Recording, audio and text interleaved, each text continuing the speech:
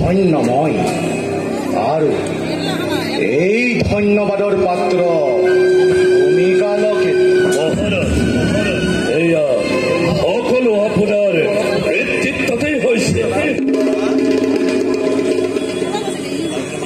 কালকেতু মহাৰাজ, একেটি কথাই আজি মোৰ দহিছে অন্তৰ। আজিহে বুজিছো মই কন্যা দান যে কিমান কঠিন।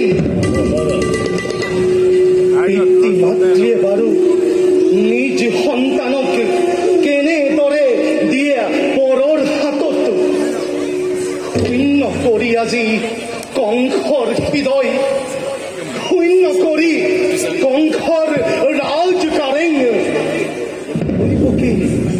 দৈব কি যাব আজি যাদৱপুৰীলৈ। মহাৰাজ, এই আছে জগতৰ সিদ্ধান্ত সত্য নীতি। পুত্ৰ হলে পৰ কন্যাই গৃহ সভাত আৰু কন্যা হলে পৰৰে গৃহলৈ গতি কৰে। আপুনি যদি ভোকত হয় ব্যাকুল, কিদৰে দৈৱকীক আপুনি কৰিব সান্তনা।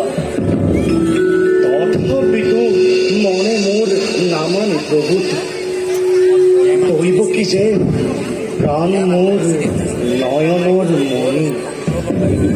পঠিয়াই তাইক দূৰ দূৰলৈ কিবা দৰে থাকিম মই এই ৰাজ কাৰেঙত কালকেতু। ব্যাকুল নহব মহাৰাজ, ধৈৰ্য ধৰক আপুনি।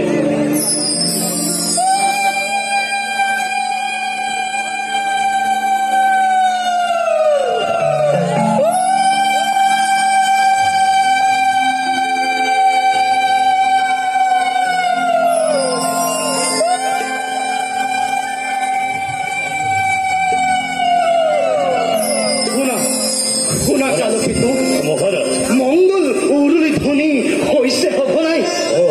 দৈৱকীৰ বিদায়ৰ ক্ষণ হ'ল সমাগত। যোৱা ৰথ ৰথী হয় হস্তি, যত মানে যৌতুকৰ সম্ভাৰ সকলোটিৰ পৰায়োজন।